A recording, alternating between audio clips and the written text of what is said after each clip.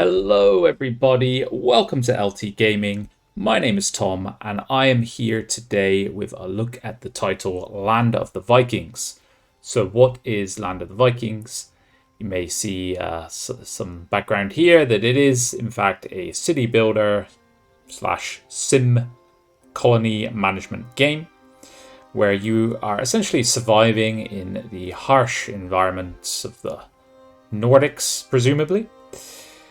This is an early access title, just by Iceberg Interactive, and it's currently available on Steam for €19.99 or $20. So that or your equivalent currency. And so let's just jump in and look at the setup of this game. It is somewhat rudimentary right now. So we hit new game. You can select a random name, Apple Garth. And then you can select a banner. So I'll select the LT Gaming colors. And we have some different maps to choose from. So you have Small Land, Valley, very pretty, Green Bay, White Rivers, and then you are back to Small Land. So I quite like the aesthetics on the map. So I'll just jump in quickly to show you, turn off the tutorial. And each one of the maps puts you in a different setting slash scenario that has its own set of challenges unique to that map. As I said in the beginning, it is an early access title, so these features are yet to be fleshed out fully. And this is something I definitely would like to see fleshed out more, as the four maps are somewhat basic. But you can see here, this is the graphics, the map. They're very functional. I quite like the level of detail that you have on the buildings. The shields here, the animal carcasses and skulls is cool. It does give a good Viking kind of vibe and aesthetic, and a very functional, pretty map, but still basic with the graphics, I would say. So from here, I'll kind of load up another game and take you through kind of what's unique in this game and what is kind of similar to other city builders. And here we are in my village that has advanced somewhat on from the early stages, and we are just entering into the winter period. So the aesthetic on the map is about to change. You can see the lovely backdrop of the mountains and overlooking the sea. What a wonderful place to live, of course. And you can see my goal has been to illuminate the village very sufficiently with the decorations. So what makes this game unique, and what makes it, what is quite similar to other games? So I would say the Viking era has always been a very popular one, particularly in recent gaming history, I would say. And it does have, for a city builder, quite a unique aesthetic and look to it. Like I said before, I like the level of detail on the buildings, and I like the time period. So that's quite captivating, I think. In terms of the game mechanics itself, you have fairly standard stuff. So you have different villagers. So here we have Helmund Kelsson, and he has some different characteristics. He's a lucky git, apparently. We've got his family. And so there are a lot of different characteristics with each person. So we'll jump to another villager, or to him, sorry. But we can jump to his house. Maybe check out his wife. So there is, check out his wife. But there is a lot of unique characteristics. She's out picking fruit in the forest. Wow. Okay. Oh, she was a bit of a bug there. Early access. So there's a lot of distinct characteristics that sum up the villagers, and I think it's quite a cool selling point. I mean, look at her ripped torso, and she's very cunning. So there is a good layer of strategy. The term kind of hard to learn, easy to learn, hard to master comes to mind. So whilst most people will be able to get a functional village up and running, I think to kind of optimally play through the game, survive the harder situations, you probably have to have a very optimally run colony, city, whatever you want to call it. Other things to kind of note is this kind of the weather mechanics, which is not unique to this game, but you slip into winter. So we'll speed up the game time a bit. We'll see this. That you're starting to see the snow falling here. So basically, you prepare across the other seasons to survive through the winter season, and then there's also these disasters that can occur as well. There are gaming elements that I haven't fully explored yet, such as trading and raiding. This car is moving all funky in the background.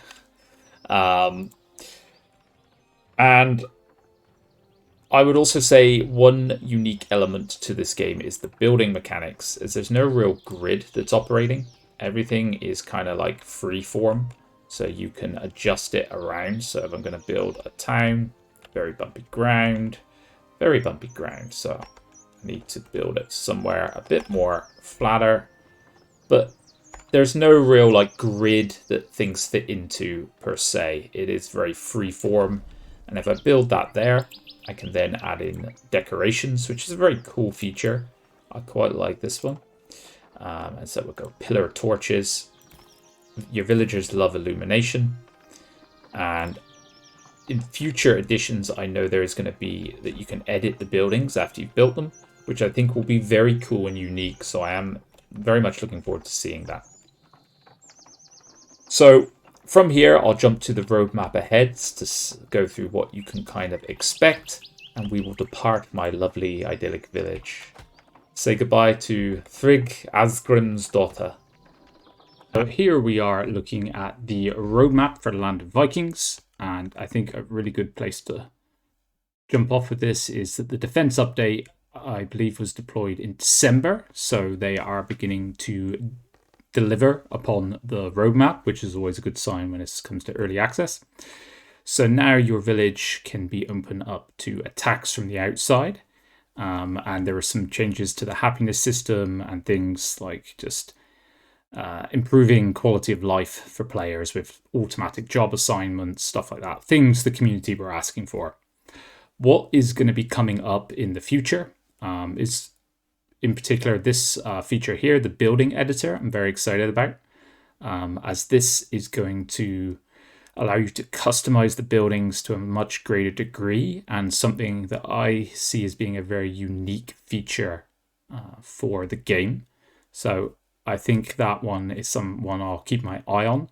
And then Steam's workshop support is always going to be important for a game like this, so the community can start to contribute and build upon what the developers are doing as well. And then further down the road, we have diplomacy updates, new maps, all which are well needed, I believe. And then in the further future, again, more maps, new disasters, battle simulations, stuff like that. But I think we'll have to keep our eye and see what this is going to entail exactly.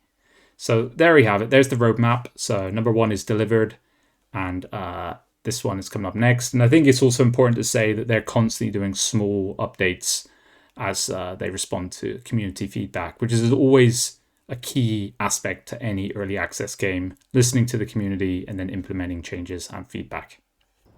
And here we are, LT Gamers, back in our wintry little hamlet to deliver a summary of what I think of the game, some pros, some cons, and some conclusion. So I would say, as I stated before, this game is fun. It's easy to learn, and I think, like any good colony sim game, hard to master. So there is little layers of minutia to the strategy that make an optimal village function much better than a subpar one. So that's always good to see. It stands out with its kind of pleasant aesthetics, albeit a little bit basic graphics sometimes. I would like to see that improved in the future. And of course, the Viking setting is always going to be very appealing. For me in particular, I love anything historical, anything that kind of harks back to medieval or even, the Viking Age, which is pre that. So it's always fun and engaging when you have that setting. Pharaoh being my favorite city builder of all time, for example. And I think it's well delivered overall with some good customization options. The road building, for example, is very cool. The decorations is very unique and they actually have an impact on your village, like with the lighting. So I like to see that, and I hope they can continue to build on that, and it seems with planned updates they will. Now, inevitably, being early access, there can be some cons, so I will kind of go over those. Right now, there's a bit of a lack of variety for me. I know that it is early access, but I would love to see a campaign of some kind announced. The thing, I brought up Pharaoh, but the thing that I always loved about Pharaoh was the challenge of campaign missions, putting you in different scenarios, survival, against the wall, back against the wall with kind of resource collection, stuff like that. And then you also had the sandbox, relaxing building style as well. So I would like them to kind of announce that sort of thing, or at least see that in the future for me to want to, really commit some time to this game. The other thing I have to mention is the game is incredibly slow paced. Like, I've often spent a lot of the time on the fastest speed on another adventure, and I'm not much further along than this one. It takes time. Some people might see that as a good thing, but I think you should be prepared for that. It's not something to dive into and for a quick hour game at a time. You need to devote some time to this game. So whether that's a pro or a con, I'll let you decide that one. And then, of course, it's early access, so there are some bugs. I believe they're very responsive, the developers, that is. So, if you are going to get this game, join the Discord, be vocal there, let them know your feedback. And then indeed, there is a feedback option up here as well, where you can kind of let them know how things are going, which I always like to see in an early access game.